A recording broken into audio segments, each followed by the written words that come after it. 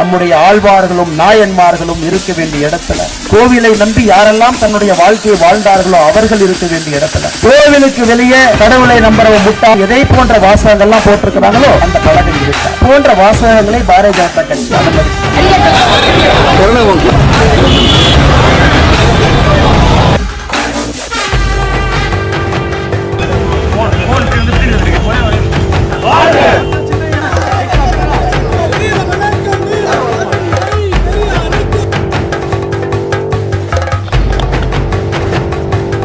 கோவிலை நம்புவரன் முட்டாள் என்று சொல்லக்கூடிய சிலையை பாரதிய ஜனதா கட்சி ஆட்சிக்கு வந்த முதல் நொடியில பாரதிய ஜனதா கட்சி தமிழகத்தில் இருக்க எல்லா கோயிலையும் அகற்றி காட்டும்.